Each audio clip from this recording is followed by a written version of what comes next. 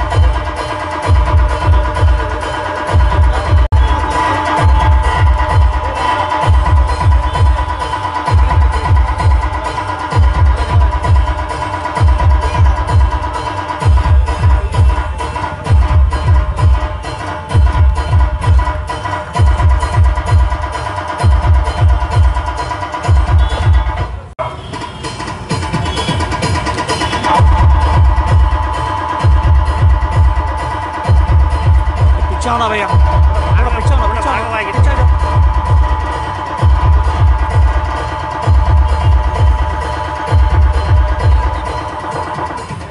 यानंतर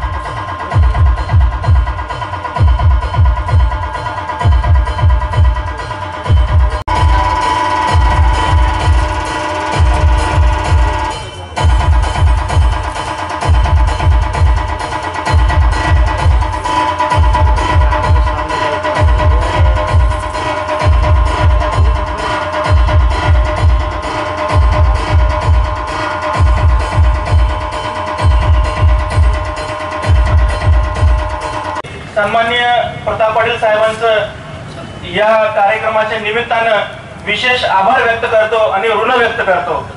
तुला स्थानपन्न होईपर्यंत पूर्ण प्रशासकीय यंत्रणेची कुठलीच अडचण येणार नाही ते सतत सातत्यानं आमच्या अध्यक्षांच्या त्यांनी संपर्कात होते। त्यामुळं चिखलीकर साहेबांचं या सर्वांच्या वतीनं, या जनतेच्या वतीनं, तालुक्याच्या वतीनं मी आपल्या या माध्यमातून विशेष असे आभार मानतो आणि या ठिकाणी कृतज्ञता व्यक्त करतो। त्यांच्या जन्मोत्सवाच्या निमित्तानं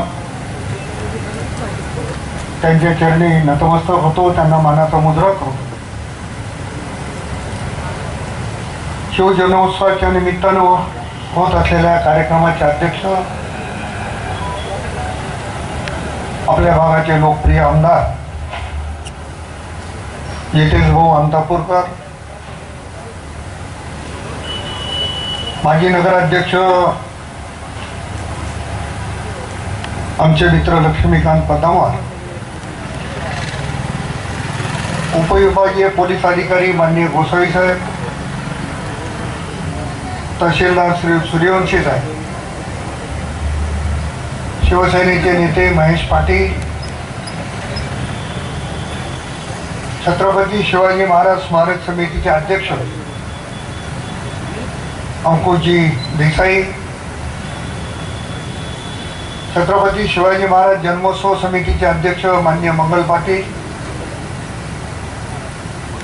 कृषी उत्पन्न बाजार समितीचे उपसभापती पंकज देशमुख,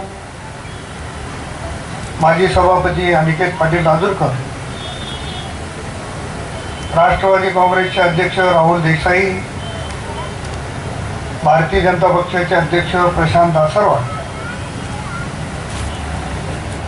अविनाश निलमवार साहेबांनी केला ते सर्व, आणि ज्यांच्या नावाचा उल्लेख करायचा राहिलाय ते सर्व पत्रकार मित्रांनी, बंधू आणि भगिनी,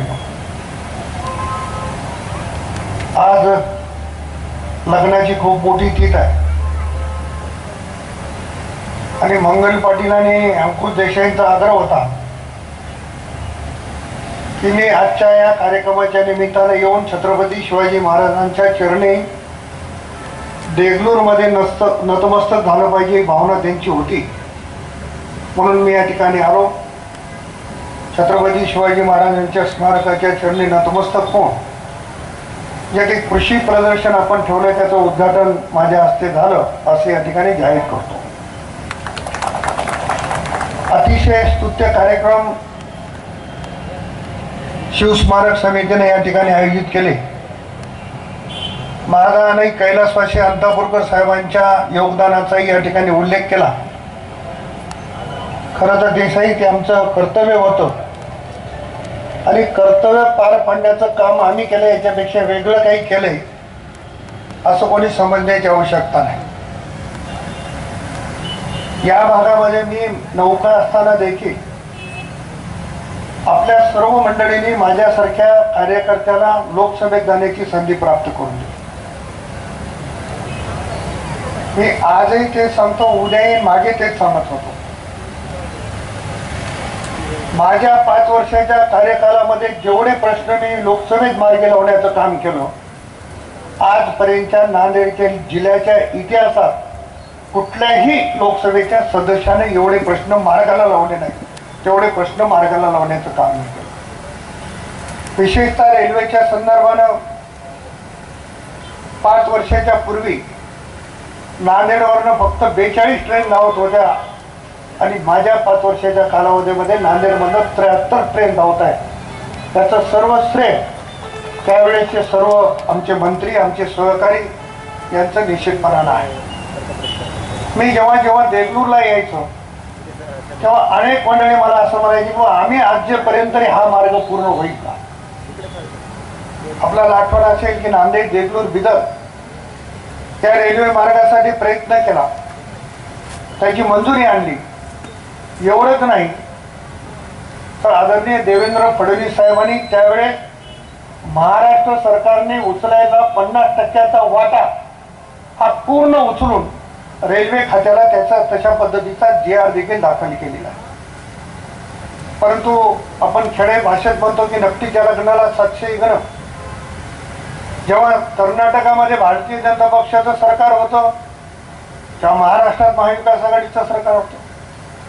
जेव्हा महाराष्ट्रामध्ये महायुतीचं सरकार आलं तेव्हा कर्नाटकमध्ये काँग्रेसचं सरकार आलं. आणि जोपर्यंत दोन्ही सरकार याला संमती देत नाही तोपर्यंत या कामाला सुरू करता येत नाही.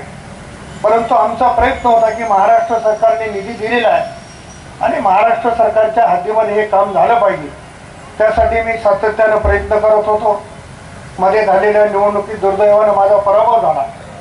परंतु आता राज्यसभेचे आपले सदस्य डॉक्टर अजितजी गोपछडे असतील, नूतन खासदार रवींद्र चव्हाण असतील, हे देखील त्याच्यासाठी पाठपुरावा करतायत असं मला कळालं. निश्चितपणानं माझी खासदार म्हणून आणि आमदार म्हणून त्यांच्या पाठीशी या कामाच्या सोबत आम्ही निश्चितपणानं राहू एवढ्या निमित्तानं सांगणार आहे. 2014ची निवडणूक मी धनुष्यबाणावर लढवली, 2019ची निवडणूक मी कमळावर लढवली आणि आता शिल्लक राहिलं होतं घड्याळ, ते आता घड्याळ हाताला बांधलं. म्हणून मी वेळेवर येण्याचा प्रयत्न केला. आता घड्याळ हातात बांधल्यावर वेळेवर जाणं हे आवश्यक आहे. परंतु अंकुश देसाईचा निरोप आला की काही लोक जमायचे आहेत. मी त्यांना सांगितलं जेवढे आहेत तेवढ्यांच्या समोर आपण भेटू, त्यांना बोलू. या निमित्तानं सगळ्यांची भेट होईल आणि पुढचा कार्यक्रम सर्वांसाठी, आम्हालाच नाही. माझं जरी अंतापूरकर साहेबांनी नाव घेतलं तर त्यांना लग्न आहेत, मंचावरच्या सगळ्यांनाच कार्यक्रम आहेत. त्याच्यामुळे सगळ्यांनाच कार्यक्रमाला जायचं असल्यामुळं आधीचा वेळ या ठिकाणी घेणार नाही. छत्रपती शिवाजी महाराज स्मारक समितीने अतिशय भव्य आणि सुंदर त्या ठिकाणी स्मारक निर्माण केलं. त्याबद्दल त्याबद्दल त्यांचे मनापासून या ठिकाणी मी अभिनंदन करतो, त्यांना धन्यवादही देतो.